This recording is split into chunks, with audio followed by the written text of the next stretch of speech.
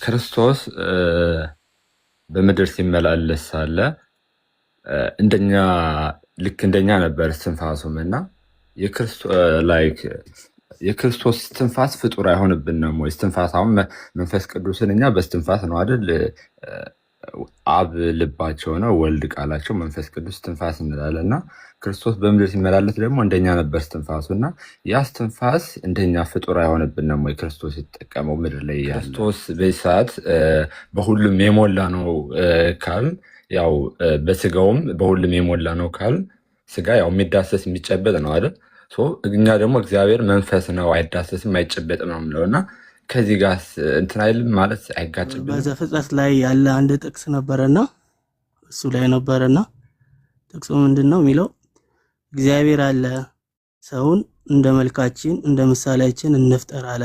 መልክ ሲባል ምን አይነት ነው? እኛ አለ አይደለ ሰው እግዚአብሔርን ይመስላል ወይ የሚል ጥያቄ ተፈጥሮብኝ ነበርና ትንሽ እቺኛይቷ እንድታብራራልኝ ነበር ከይቅርታ ጋር። አመሰግናለሁ። ጊዜ ይስጥልኝ።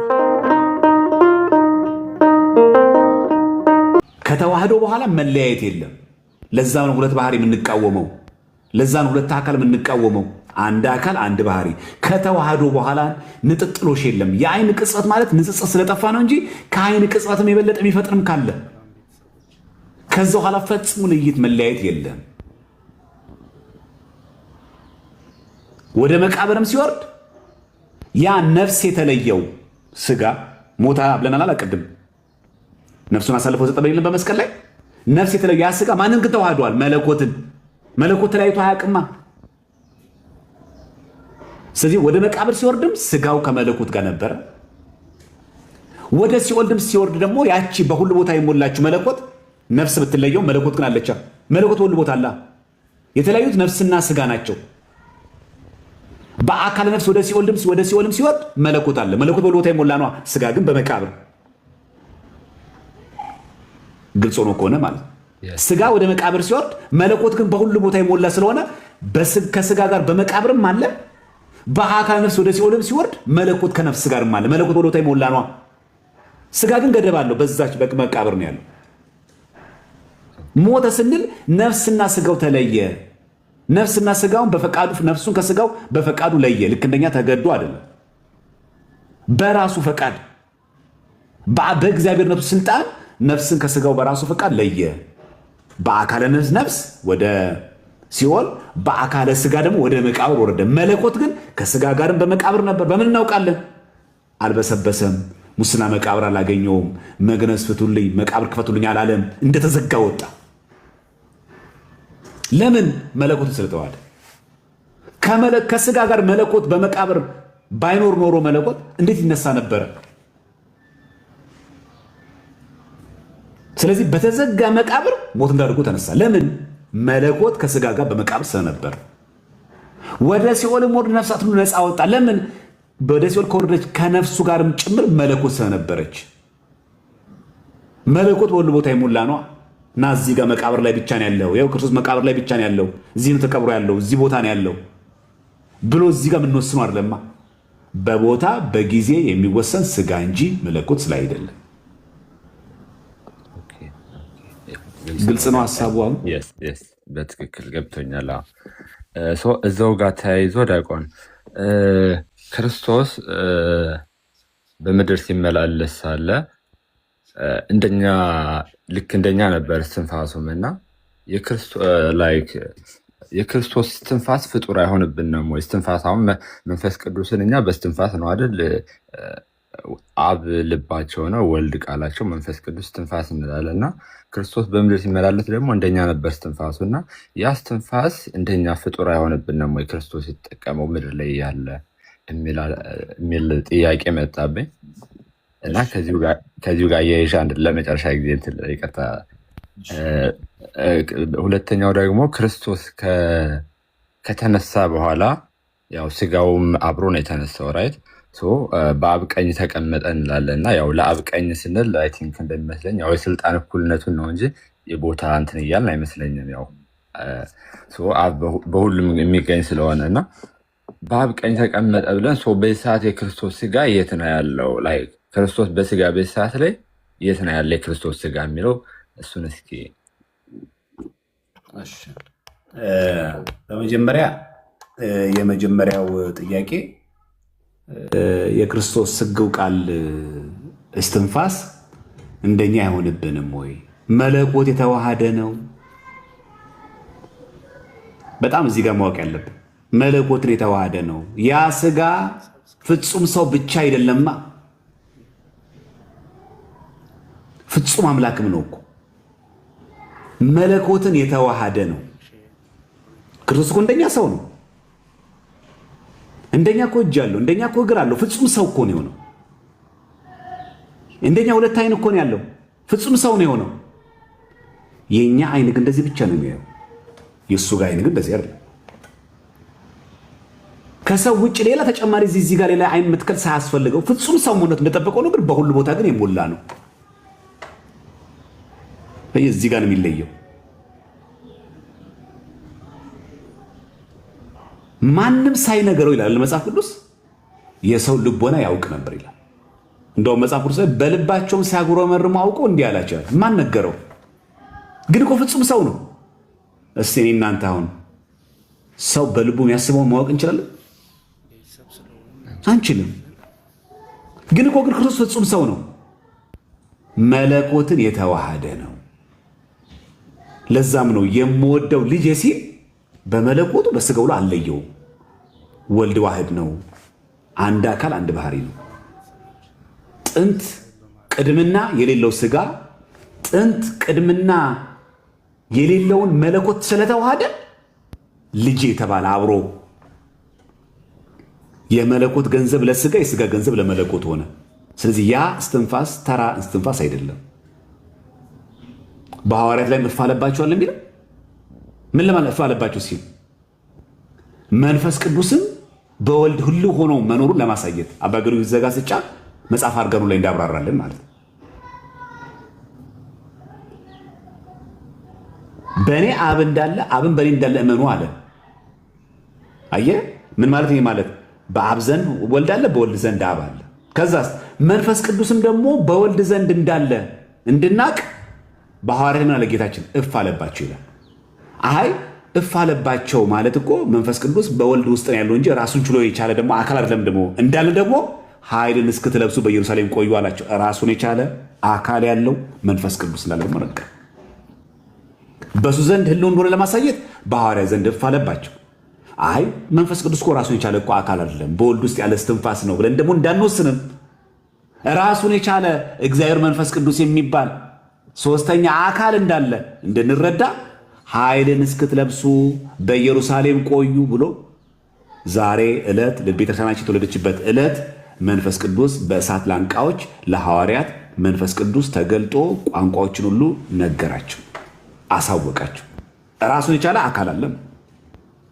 አብ በሰማይ የምወደው ልጅ ያለ ወልድ በተለየ አካሉ በዮሐንስ እጅ ይጠመቃል፣ መንፈስ ቅዱስ በርግብ አምሳል። ሶስት አካላት እኔ ባይ የሆነ አብ ወልድ መንፈስ ቅዱስ የሚባሉ እዚያ እስትንፋስ ተራ እስትንፋስ አይደለም።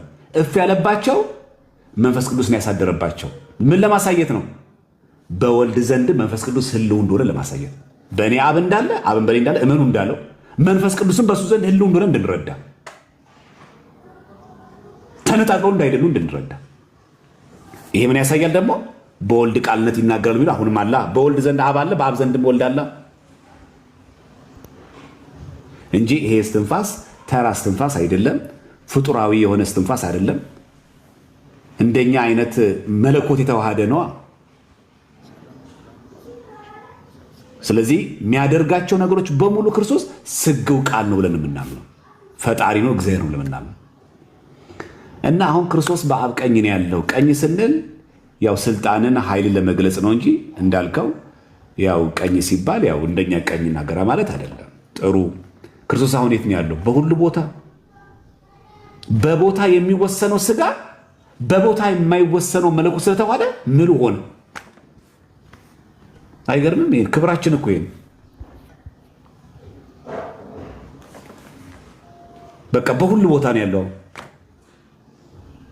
በቦታ የሚወሰን ስጋ እኮ ነበረ፣ በቦታ የማይወሰን መለኮትን ተዋሃዳ። የመለኮት ገንዘብ ለስጋ ተቆጠረ። ስለዚህ አሁን ክርስቶስ ያለ በሁሉም ቦታ አብ በሁሉ ቦታ እንደሚገኝ በዓለማት ሁሉ እንደሚገኝ መንፈስ ቅዱስን በሁሉ ዓለማት ሁሉ እንደሚገኝ እግዚአብሔር የሌለበት ቦታ እንዴት እንደሌለ ልክ ልበ አምላክ ዳዊት እንዳለው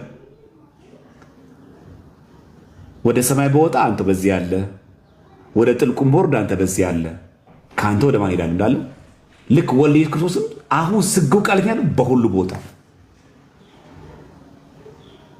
ለምን ስጋን ተዋህዶ? አዎ ያ ስጋ ምሉ ሆኖ በሁሉ ቦታ የሚገኘው መለኮት በመዋሃዱ ምክንያት የመለኮት ገንዘብ ለስጋ ተቆጠረ። ተራበናል እኮ ተጠማ፣ ስለኛ ሲል ሞተ። የሞተ እኮ በስጋው ነው። የስጋ ሞት የስጋ መከራከል ለመለኮትም ጭምር ይቆጠራል። አብርሃም ሳይወለድ እኔ ነበርኩ አለ። አብርሃም ሳይወለድ እኮ የነበረው ቅድመ ስጋዊ ነው፣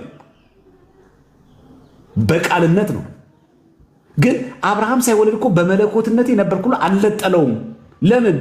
ቅድምና የሌለው ትላንት ከስጋ ማርያም ነስቶት የተወለደውን ስጋ ቅድምና የሌለው መለኮት ስለተዋሃደ አብሮን የነበርኩ አለ።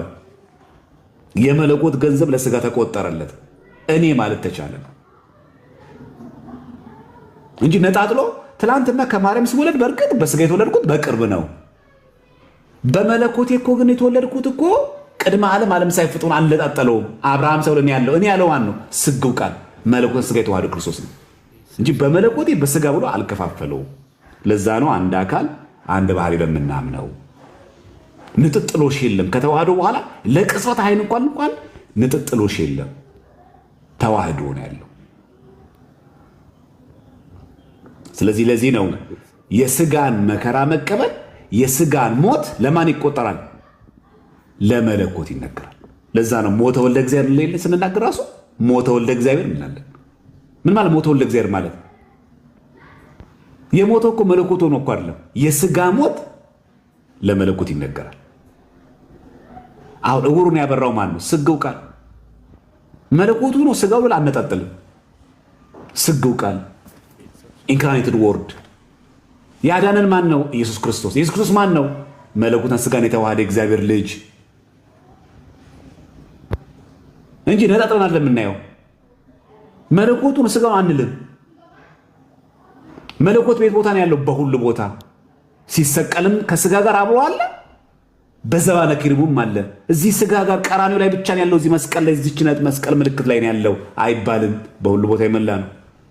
ወደ መቃብርም ሲወርድ እዚህ በመቃብር ከስጋ ጋር ብቻ ነው አይባልም። በሁሉ ቦታ የሞላ ነው። ስለዚህ እስትንፋሱን ፍጡር አያሰኘውም። እፍ ያለበትን ቦታ ያ እፍታው ተራ አይነት እስትንፋስ ሳይሆን መንፈስ ቅዱስ በሱ ዘንድ ህልው እንደሆነ ለማሳየት ነው። አንድ ሁለተኛ እንደኛ ሰው ነው። አዎ ፍጹም ሰው ነው። ሙሉ እኛ ያለን ነገር ሁሉ አለው። ከኃጢአት ብቻ በቀር ፍጹም ሰው ሆነ። ከኃጢአት ብቻ በቀር ከኃጢአት ብቻ በቀር ስንል አሁንም እዚህ ጋር ኤክሴፕሽን አለ። እንደኛ አይነት መድከም እንደኛ አይነት የሥራ ብዛት ላማላ የለም። እኛውን ሰው ነን። ሲሞቀን ያልበናል። ክርስቶስ ዘንድ እንደዚህ የለም። እኛ እንበላለን፣ እንጠጣለን። ከዛ አይነ ምድር መጸዳጃ ያስፈልገናል። ክርስቶስ ዘንድ እንደዚህ የለም። ግን እኮ ፍጹም ሰው ነው። እንደዚህ የሆኑ ሰዎች አሉ። ሰው ሆኖ እኮ ይሄ ሁሉ የሌለባቸው ሰዎች አሉ። አላያችሁም? እዚህ ኮንታ ላይ ጭዳ የሚባል አካባቢ ላይ ለ16 ዓመታት ምግብ ውሃ ማትበላ ልጅ አለች። ሰው ናት፣ ትሰራለች፣ ቤቱን ታገለግላለች። ምግብ ውሃ ግን አትበላም። ምግብ አትበላም። ልጅቷ ግን ሰውነቷን ብታዩት ምግብ የሚበላ የሚጠጣ ሰው የምትመስለው እንደዚህ ይኖራል ማለት ነው። ስለዚህ አንዳንድ ሰዎች እንደው የሆነ አለመብላትን አለመጠጣትን ከሰውነት ውጭ አያደርገውም ነው ባጭሩ። በቃ አንድ ሰው እንዲህ ባለማድረጉ ምክንያት አይ ከሰውነት እኮ ወጥተሃል፣ ከሰውነት እኮ ወጥተሻል አያሰኘውም። በቃ አሉ የበቁ ሆነው ምግብ የማይበሉ ውሃ የማይጠጡ አሉ። ግን ሰው አይደሉም አይባልም፣ ሰው ናቸው። እና እንደውም ጋዜጠኛ መጥቶ የሆነ ድንኳን ላይ 15 ቀን ከቤተሰቦቿ ነጥሎ እውነት አትበላም ብሎ 15 ቀን ሙሉ ሳትበላ ሳትጠጣ አሉ። እንኳን በእግዚአብሔር ዘንድ ለማለት ነው ባጭሩ። በተራ በሰው ዘንድም አሉ ለማለት ነው። ስለዚህ አለመብላት አለመጠጣት ላያረገውም። ክርስቶስ ግን እንደኛ በልቷል፣ እንደኛ ጠጥቷል አይደለ? ውሃን ምግብን ከሐዋርያት ጋር ማዕድ ቀርቧል። ፍጹም ሰው ነው። ያ እስትንፋሱ ግን ተራ እስትንፋስ ነው የሚባል ግን አይደለም። በሱ ዘንድ መንፈስ ቅዱስ እንዳለ ለማሳየት ነው ባጭሩ። ሰው ዲያቆን አሁን እዚህ ክላይ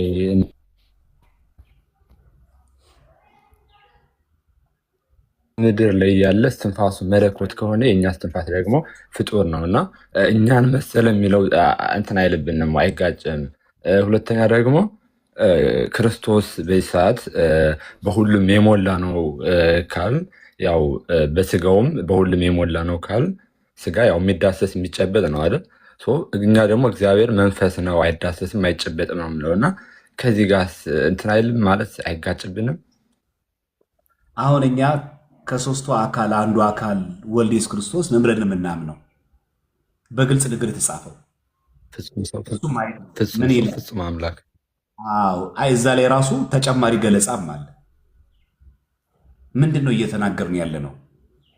የማይዳሰሰው ተዳሰሰ፣ ታየ፣ ከሱ ጋርም በላን ጠጣን፣ አሁንም እንዲያል እናመስግናለን።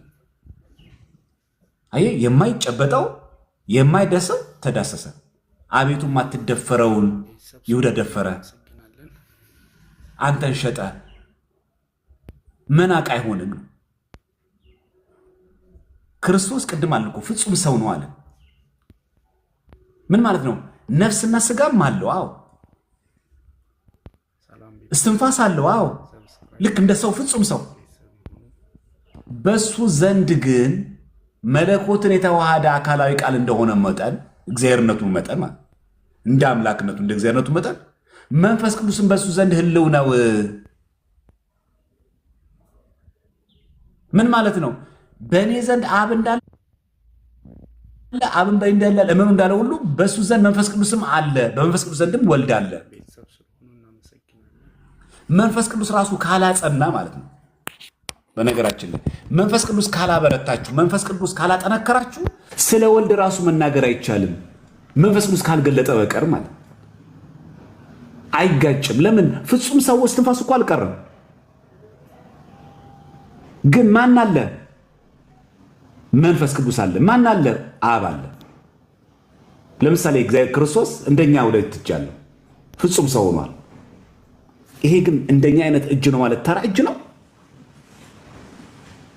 አይደለም። መለኮትን የተዋሃደ እንደኛ ከሆነ እኮ እንደኛ ማሳየት ያለበት አንልም። ግን ምን ሆኗል? እንደኛ ስለሆነ ግን ተቸነከረ፣ ስለኛ ሲል ቆሰለ፣ መከራ መስቀል ሁሉ ተቀበለ። ግን እኮ ምንድን ነው? ተራ እጅ ግን አይደለም፣ መለኮትን የተዋሃደ እጅ ነው።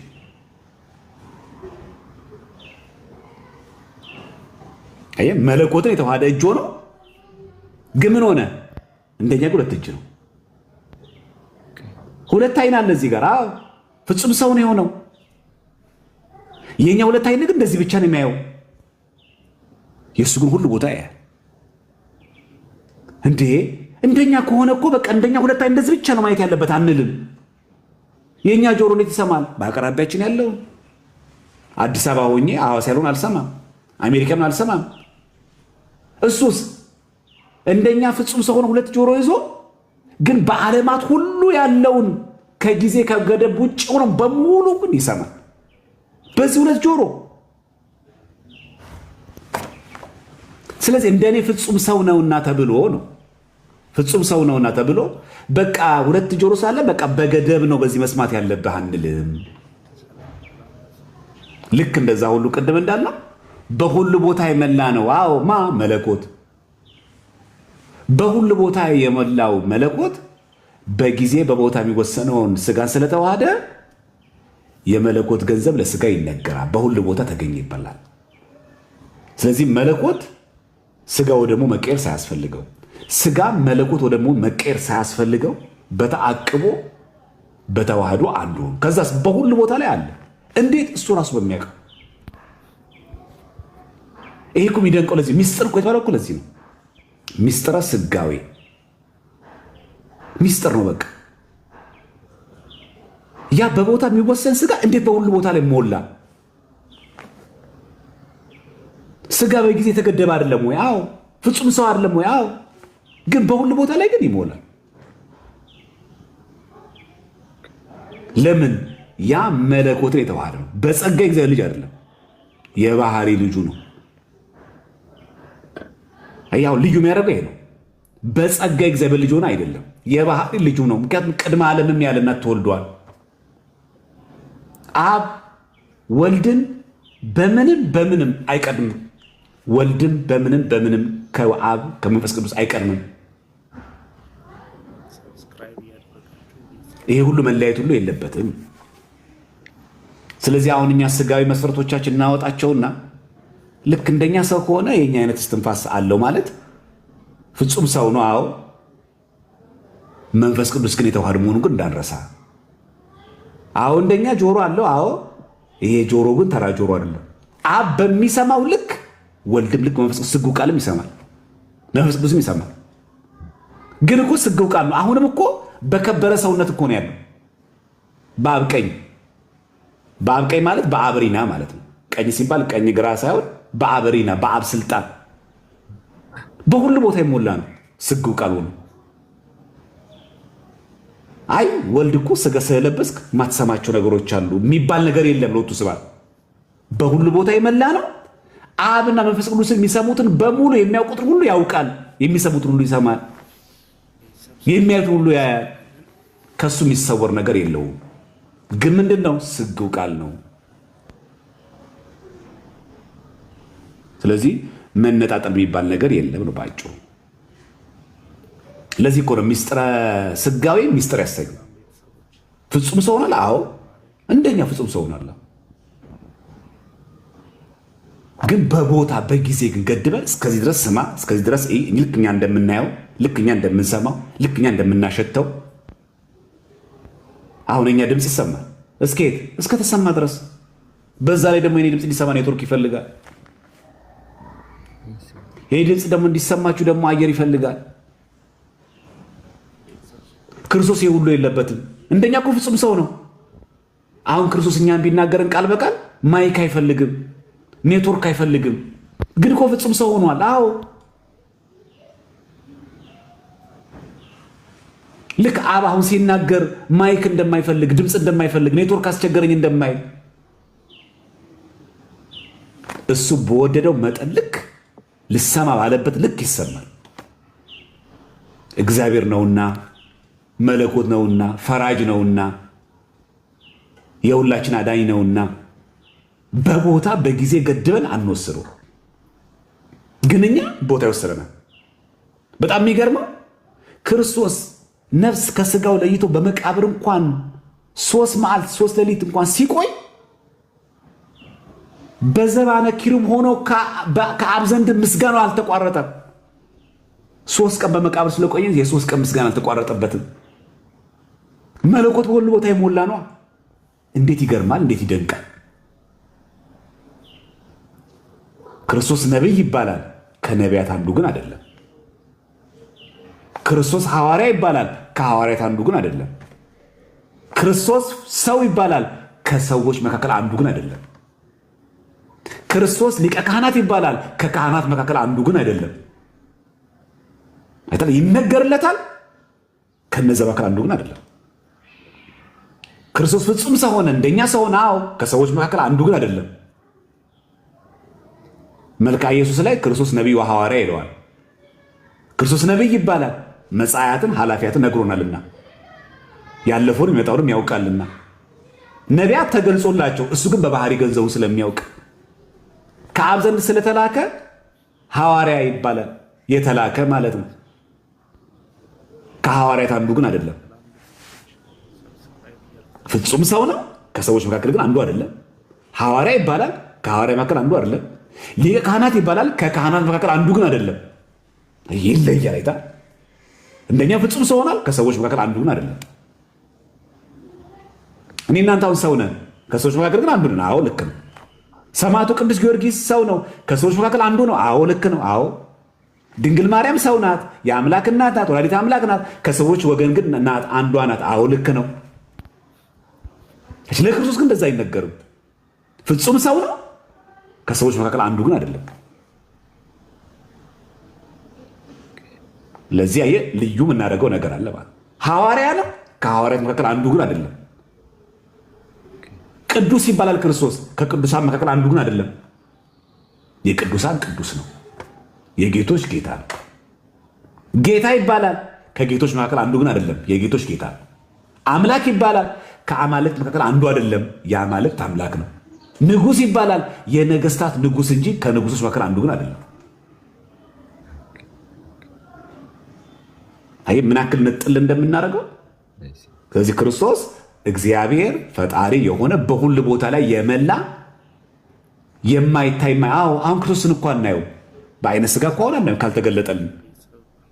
ግን እኮ ስግው ቃል ነው። አሁን እግዚአብሔርን ያየው የለም አንድያ ልጁን ተረከ ብሎ የለም።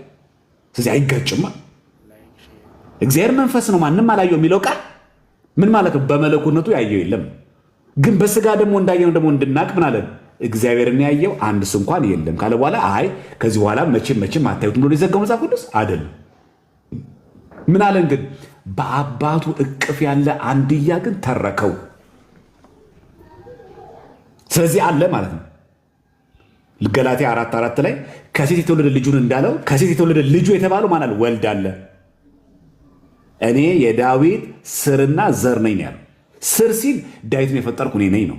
ዘር ሲል ደግሞ ከዳዊት ዘር ከድንግል ማርያም የተወለድኩት ማለት ነው። ስለዚህ ክርስቶስ በሁሉ ቦታ የመላ ነው የምንለው ሰው መሆኑስ ጋር እንዴት ነው ተብሎ ጋር አይጋጭብንም። ሊቀ ካህናት ነው ስላልነው ከካህናት አንዱ ነው አንልም። ፍጹም ሰው ነው ስላልን ከሰዎች መካከል አንዱ ነው አንልም። እስልምና ያለው ስታት እዚህ ጋር ያለው ነቢይ ይሉታል። ከነቢያት አንዱ አይደለም። ስለዚህ መሰረታዊ የቤተክርስቲያናችን ትምህርትን በሚገባ በደንብ ካወቅም በኋላ ነገረ ስጋዊን አንዱ ሚስጥር ያሰኘው ይሄ ነው። በቃ አሁን ተንትነን የሆነ ቦታ ላይ እንቆማለን። ለምን አንችለውማ። በቦታ የሚወሰን ስጋ በቦታ የሚመሰውን መለኮት ስለተዋሃደ ከአብ ሳያንስ እኮ ነው። በጣም አይገርም?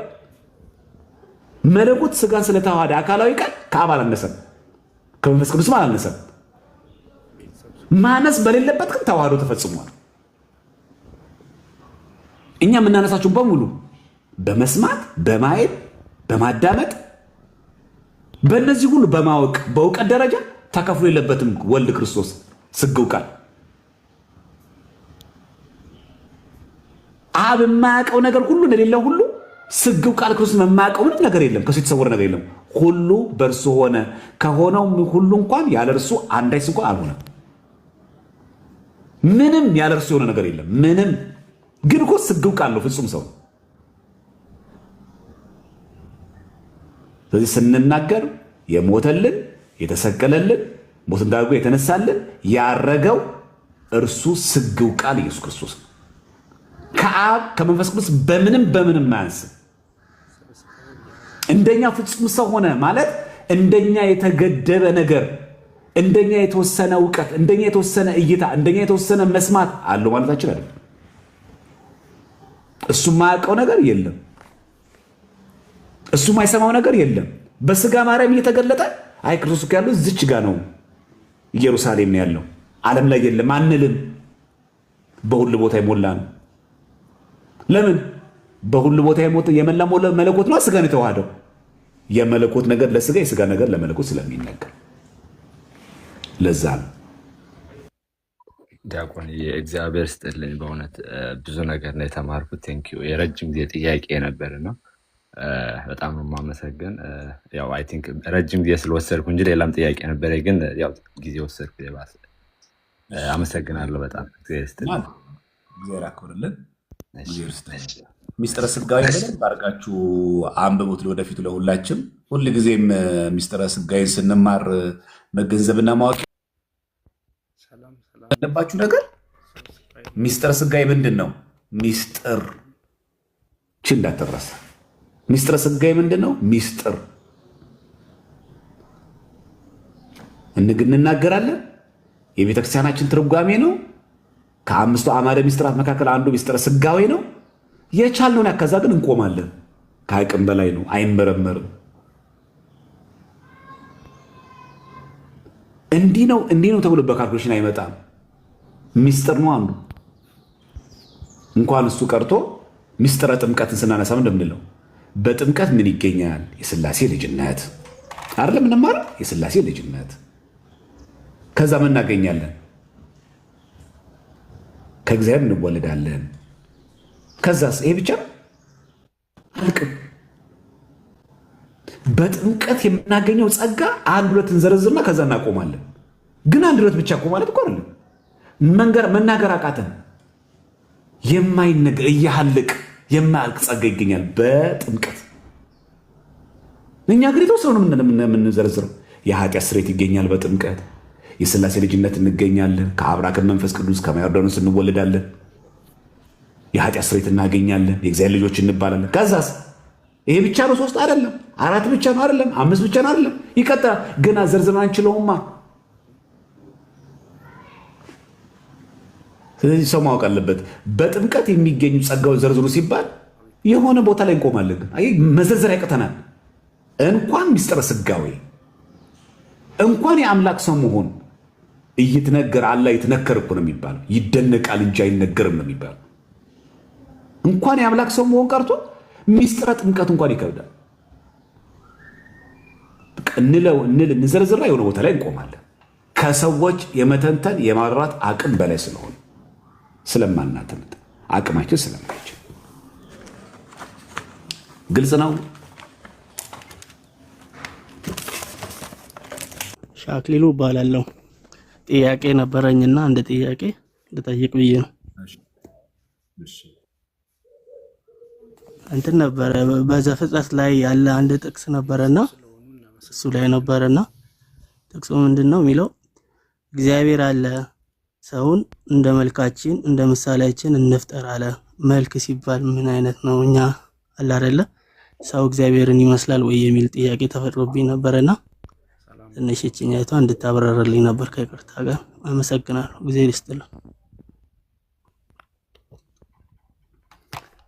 ይሄንን በሚቀጥለው ሳምንት የእግዚአብሔር አካላት በሚለው ላይ ላብራራው ነበር ያሰብኩትና የዛ ሰዓት ይብራራ አሁን ይመለስ፣ ያው እናንተ እንደ ፍላጎታችሁ የሆኑ የዛ ሰዓት በደንብ እናብራራዋለን ብለን ነበር ያሰብነው። በጣም ሰፋ ያለ ነገር ስለምናነሳ የእግዚአብሔር መልክ ሲባል ምን ማለት ነው? አርአያ ሲባል ምን ማለት ነው? ባጭሩ አሁን መልክ ሲባል ይሄ አሁን እኛ የሰውነት አካላቶቻችን ማለት ነው።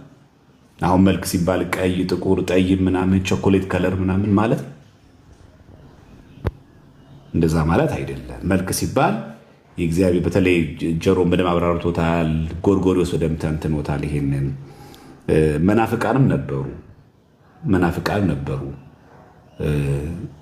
የእግዚአብሔር በእግዚአብሔር መልክና አርአያ ተፈጠረ የሚለውን አይተው ልክ የሰው ልጅን እጅ፣ እግር፣ 2 ዓይን፣ አፍንጫ፣ ጆሮ፣ አፍ እንዳለው ሁሉ እግዚአብሔር ልክ እንደዚህ ያለው ብሎ የሚናገሩ መናፍቃን ነበሩ። የተወገዙ መናፍቃን ናቸው። ጀማሪው ደግሞ የሚገርማችሁ መነኩሴ ነው። ኦዲዮስ የሚባል በጣም አለ እና እንደዚህ መናፍቃን ነበሩ። እግዚአብሔር በአርአያውና በአምሳሉ ሰውን ፈጠረ ማለት እንደኛ እጅ እግር አለው ብሎ የሚያምኑ ማለት ነው። በጣም ምንፍቅና ክደት ነበረ። እሱን እግዚአብሔር ከፈቀደ የእግዚአብሔር አካላት ላይ እናብራረዋለን። በአጭሩ ግን እዚህ ጋር ለመመለስ ያክል እግዚአብሔር መልክና የእግዚአብሔር መልክ መፈጠር ማለት ነው። መልክ የተባለው አንደኛ አዋቂነት ነው። ሰው እግዚአብሔር አዋቂ ነው ሁሉን ነገር። ሰው ደግሞ እንደ ፍጡርነቱ በተሰጠው ጸጋ ያውቃል። መልክ ማለት ያ አንዱ የእግዚአብሔር መልክ ቅድስና ነው። ሰዎችም ቅዱሳን ይሁኑ ነው። አንዱ መልክ ፍጹም ነው። እግዚአብሔር መልክ እኛም ፍጹም እንድንሆን ነው። ጌታችን በወንጌል የሰማይ አባታችሁ ፍጹም እንደሆነ እናንተም ፍጹማን ሁኑ እንዳለ። መልክ ማለት ይሄ ነው። ሰው ፍጹም መሆን ይችላል። ይሄ ከየት አገኘው? ከእግዚአብሔር አርአያው ተፈጥሮ አምሳሉ ማለት ያ የጠራችሁ ቅዱስ ነውና እናንተ በኑሯችሁ ቅዱሳን ሁኑ። በአዲስ ኪዳን ደግሞ ነገርነትን ስናመጣው ቴዎሲስ ሱታፌ አምላክ ጴጥሮስ በመልእክቱ እንደተናገረው ከመለኮት ባህሪ ተካፋዮች ትሆኑ ዘንድ አለ የሚለው። እንዴት ነው ከመለኮት ባህሪ ተካፋይ ምን ሆነው? መለኮትነት ጋር አብረን ሼር ልናደርግ ኖ እንደዛ ማለት አይደለም። መመስገን የመለኮት ባህሪ ነው። እኛ ነው በጸጋ ቅድስና ቅዱስ መሆን የእግዚአብሔር ባህሪ ገንዘቡ ነው። እኛ ደግሞ በጸጋ አምላክነት የባህሪ ገንዘቡ ነው። እኛ ደግሞ አማልክት ዘበጸጋ መልክ። ስለዚህ መልክ የሚለው ቃል በጣም ስናብራራው በጣም ሰፋ ያለ ትርጓሜ ነው ያለው። እሱን በደንብ እናብራራዋለን። የስህተቶች ምክንያት ኑፋቄ ላይ ሰዎች ለምን ከዚህ አንጻር እንደሚሄዱ እንደሚያዩት ጭምር እንዴት ሰው በእግዚአብሔር አርአያና አምሳል እንደተፈጠረ ሁሉ ነገር እናያለን። ሰው ነፍስ አለችው አለም ሕያዊት ነፍስ ምን አለች? ለባዊት ናት፣ ሕያዊት ናት፣ ነባቢት ናት። ትናገራለች፣ ታውቃለች፣ ትኖራለች ደግሞ። ይሄ ለእግዚአብሔር አሉት በባህሪ ገንዘቡ። እግዚአብሔር ያውቃል በባህሪ ማንም ያልሰጠው እውቀት። የእኛ ነፍስ ግን ታውቃለች። እግዚአብሔር የሰጣት እውቀት ነው፣ ግን በጸጋ ነው ሊነሳም ይችላል። በጸጋ ማለት እኮ ልትነጠቀውም ትችላል፣ ልታጣውም ትችላለ። ነፍስ ሕያዊት ናት፣ ትኖራለች። እንዳትኖር ማድረግ ይችላል እግዚአብሔር አምላክ። እግዚአብሔር ግን በባህሪ ገንዘቡ ማንም እንዳይኖር የሚያደርገው ማንም የለም። ነፍስ ነባቢት ናት። ሕፃን ልጅ እኮ ይናገራል በልቡ። ማልቀስ ምናምን ብቻ እኮ አይደለም እኮ ነባቢት ማለት የምትናገር ልብ፣ የምታውቅ ልብ አለችው። ለዛ እኮ ነው በለቅሶ የሚገልጸው። ቃል አለው። ንግግር ባይችል ሕፃን ቃል አለው። ነባቢ ነው። በእግዚአብሔር መልክ ነው የተፈጠረው ማለት ያ። ዳዊት እንደተናገረው ሰው ግን ክቡር ሆኖ ሳለ አያውቅም፣ እንደሚጠፉ እንስሶች መሰለ። ክብራችን የት እንደነበር ለምን ክቡር ሆኖ ሳለ አያውቅም ያለው? በእግዚአብሔር አርአያና አምሳል ነበር የተፈጠረው፣ ግን እንደዛ ሆኖ አላወቀም። አቤቱ እጅግ ውብ አድርገ ፈጥረኛልና አመሰግንሃለሁ። ውብ ሲል ምን ማለቱ? ቆንጅዬ፣ መልከ መልካም፣ ሰው ሳይ በቃ ኩል በቃ ስዊቲ አድርገኛል ማለቱ ነው። ከፍጥረት ሁሉ አልቀ በሐሳብም በንግግርም በተግባር እንኳን የተፈጠረ ነው። እግዚአብሔር ሰው ለመፍጠር አሰበ። ሰው ለመፍጠር ሲያስብ ተናገረው። ሰው መልካችን ለምሳሌችን እንፍጠር አለ። ተናግሮ ብቻ አልተወም፣ ከምድር አፈር ደግሞ አበጀው። ከዛስ ምድርን ግዛ ንዳ አለው፣ አሰለጠነኝ። እንደኔ አርጋ የፈጠርኩ ማን አለ? አርአያው ማለት ያ ነው። አምሳሉ ማለት ይሄ ነው። ስለዚህ የእግዚአብሔር አምሳል እኛ ጋር ሊኖር ይገባል። እዚህ አምሳላችን ቆሾ ነበረ፣ ጠቁረን ነበረ። እግዚአብሔርማ የፈጠረን በቅድስና እንደሆነ ነበረ። እኛ ግን ዕፀ በለስን በልተን ያ የቅድስና መልካችን ጠፋ። ልክ የሆነ ድሮ የምታውቁት ሰው መልኩ ጥፍት ብሎ ወይኔ ገሌ ነው እንዴ ሌላ ሰው መስሎ የለን የምትሉት ሰው የለ። እኛም በኃጢአት ምክንያት እንደዚህ ቆሸሽን።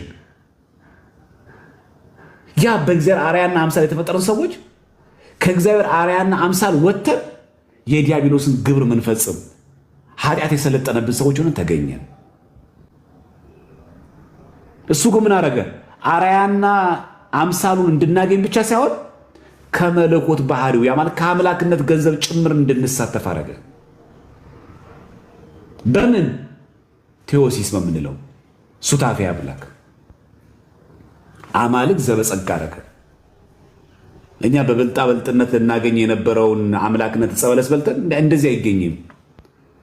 አምላክነትን ፈልጋችሁ እኮ እኔም ልስጣችሁ ብሎ ሰውነት እኮ ራሱ እኮ ይበልጣል። እናንተ አምላክነት ነው። እሺ እናንተ አምላክ ለመሆን ትሆናላችሁ። እኔ ግን መጀመሪያ ሰው ሁንላችሁ። በርደተ ቃል እርገተ ስጋ ሆነ። አምላክ ሰው ሆነ። ከዛ ነው ሰው አምላክ የሆነ። አየህ፣ ሰው አምላክ የሆነው መጀመሪያ አምላክ ሰው ስለሆነ ነው። እናንተ የምትንቁትን እኮ ስጋ የከበረ ስጋ እኮ ነው። ይሄው ላሳያችሁ ብሎ ሳይጸየፍ የእኛን ስጋ ተዋሃደ። ከዛስ እሱን እንመስል ዘንድ ደግሞ ምን አደረገን? አማልክት ዘበጸጋ የጸጋ ማለት እንደሆነ ፈቀደልን። ሁሉ ነገር እንገዛለን። ሞትን በሞቱ ሽሮ በሞትን እንዳንፈራው አደረገን። ጭራሽ ወደ ሁለተኛ ቤታችን መሸጋገሪያ ድልድይ አደረገልን። ድልድይ አድርጎ አሸጋገረልን። ሞት እንዳንፈራው አደረገን። የስጋ ሞት እንዳንፈራው አደረገን። ስለዚህ ቅድስና ማለት የእግዚአብሔር መልክ መያዝ ማለት ያ ነው። እመቤታችን ቅድስት ለዚህ እኮ ነው የእመቤታችን መልክ የአምላክን መልክ ይመስላል ምንለው መቅደመ ተአምረ ማርያም። የእመቤታችን መልክ የአምላክን መልክ ይመስላል ምን ማለት ነው? የእመቤታችን መልክ የአምላክን መልክ ይመስላል ማለት እመቤታችን ፍጹም ሰው አይደለችም? የሐና የኢያቄም ልጅ አይደለችም? አይሁ ንጽህናዋ፣ ቅድስናዋ፣ ህይወቷ በሙሉ የንጽህና ነው፣ የቅድስና ነው። አምላክን ይመስላል። አምላክ ቅዱስ እንደሆነ ሁሉ፣ አምላክ ንጹህ እንደሆነ ሁሉ፣ አምላክ ፍጹም እንደሆነ ሁሉ ድንግል ማርያም ለተፈጠረችበት ዓላማ ሆና ተገኘች። ንጽሕት ቅድስ ሆና ተገኘች። የድንግል ማርያም መልክ የአምላክ መልክ ነው አይደለም የሚለው የአምላክን መልክ ይመስላል። መምሰል አይታችኋል። በአርአያውና በአምሳሉ ድንግል ማርያም እግዚአብሔር ቁጭ ናት አይደለም። ላቲ ሰባት አላልንም። የድንግል ማርያም ቅድስና፣ የድንግል ማርያም ፍጽምና፣ የድንግል ማርያም ንጽህና ቁጭ እግዚአብሔር ራሱ ነው አላልንም። የአምላክን መልክ ይመስላል። ልክ እሱ በአርአያው እንደፈጠረን በንጽህና እንደፈጠረን በንጽህና ሆና ተገኘች። ልክ እርሱን እኛ በቅድስና እንደፈጠረን እሷን በቅድስና ሆና ተገኘች። በሐልዮ በነቢብ በገቢር ክርስቶስ ፍጹም ንጹህ እንደሆነ ድንግል ማርያምም በሐልዮ በነቢብ በገቢር ፍጹም ድንግልና ተገኘች። የድንግል ማርያም መልክ የአምላክን መልክ ይመስላል። ከዚህ በአጭር ቃል ስናጠቃለው መልክ ማለት ምን ማለት ነው ስንል የቀይ የጥቁር የምናምን የቁንጅና ማለት አይደለም። አንድ መልክ ስንል እችኛው አፍንጫ እዚች ጋር ሁለት ጆሮ አለ እዚህ ጋር ሁለት አይን ማለት አይደለም። እዚህ ጋር ፀጉር፣ እዚህ ጋር ፂም፣ እዚህ ጋር ደረት አለ እዚህ ጋር እጅ አለ ምንለው አይደለም። ንጽህና፣ ቅድስና መልክ እንለዋለን። ለዚህ ነው የድንግል ማርያም መልክ የአምላክን መልክ ይመስላል። የድንግል ማርያም ሐሳብ ተአምረ ማርያም እንደ አምላክ ሐሳብ ነው። አይጁ የድንግል ማርያም ሐሳብ የአምላክ ሐሳብ ነው አይደለም የሚለው እንደ ንጽጽር ነው። እንደ አምላክ ሐሳብ ነው። የእግዚአብሔር ሐሳቡ ምንድን ነው? ሰዎቹ ይድኑ ዘንድ። የድንግል ማርያም ሐሳቧስ ሰው ሁሉ ይድኑ ዘንድ። የእግዚአብሔር ሐሳቡ ምንድን ነው? ቅዱስ። የድንግል ማርያም ሐሳቧስ ምንድን ነው? ቅዱስ። የአምላክን ሐሳብ ይመስላል። እዚህ ሐሳብ ስንል መልክ ስንል እንዲህ አይነትኛው እንደምናስቀምጠው አይነት ፊዚካሊ ማለት አይደለም። በንጽህና በቅድስና ክርስቶስን መመስለው ምንድን ነው? እኔን የሚወደኝ ቢኖር ራሱን ይካድ፣ መስቀሌን ተሸክሞ ይከተለኝ። በቃ አለቀ። ስለዚህ ክርስቶስን መከተል ማለት ያ ነው። ጴጥሮስም እንደነገረ ፍለጋውን ትከተሉ ዘንድ ክርስቶስ ምሳሌ ትቶላችሁ ሄደ። እሱን የምንከተል በዚህ ነው። እሱን መምሰል ማለት ያ ነው። ባጭሩ ምን መስለው እንደዚህ ነው። ፍለጋው ሲሰድቡት አልዛተም፣ መስቀል ላይም ክፉ ቃል አልተናገረም፣ ከአፉ ክፉ ቃል አልወጣም፣ መድሎ የለበትም፣ በዘር በመልክ በጎሳ ምናምን ሰዎችን አዳላ። እሱን እንከተለው። መልክ የድንግል ማርያም መልክ ግን የማን መልክ ይመስላል? የአምላክ መልክ ይመስላል። የድንግል ማርያም ሐሳብ እንደ አምላክ ሐሳብ ነው። የአምላክን ሐሳብ ይመስላል። እዚህ ሰዎች እንኳን ድንግል ማርያም እኛም የተመረጠው ለዚህ ነው። እስቲ አምላክን እንምሰለው፣ እንደሱ ንጹሐን ቅዱሳን እንሁን። እሱ የሰው ፊት አይቶ እንደማያዳላ እኛም ገዢዎች በሆንባት በዚህ ምድር ላይ የሰው መልክ፣ የሰው ፊት፣ የሰው ብሔር አይተን አናዳላ፣ ከኔ ጨምሮ። እግዚአብሔር ሐሳቡ ቅዱስ እንደሆነ የእኛም ሐሳባችን እስኪ ቅዱስ ይሁን። ስንት ተንኮል አለብን፣ ስንት ኃጢአት እናስባለን፣ ስንት ያቀድነው እቅድ አለ።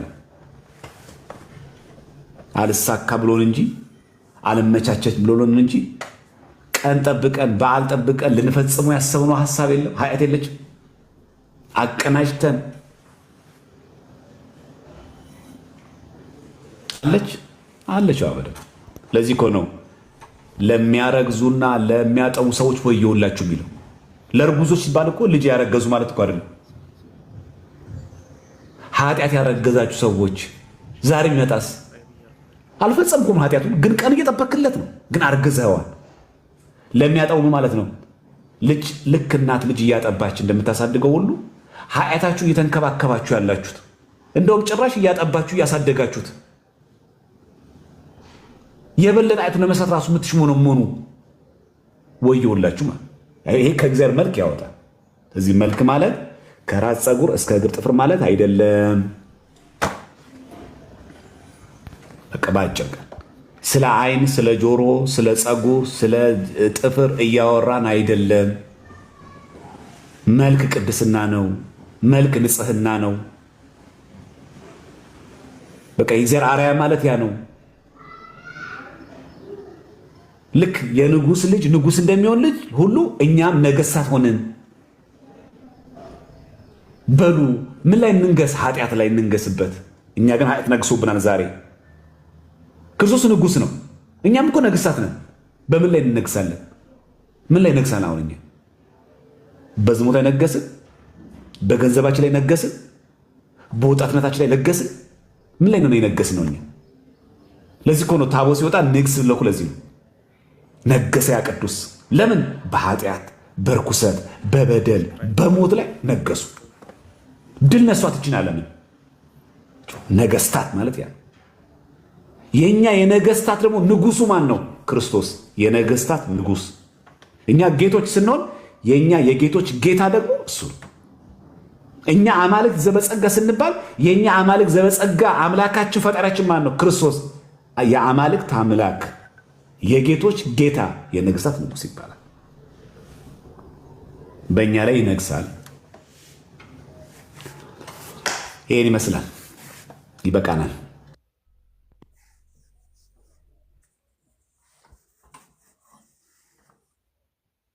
ቃልዮት ያሰማል። አንድ ልጨምር ወይስ ሌሎች ሰዎችን ብናስተናግድ አይሻልም? ልጨምር? እሺ፣ አመሰግናለሁ። እግዚአብሔር ይስጥልኝ። እሺ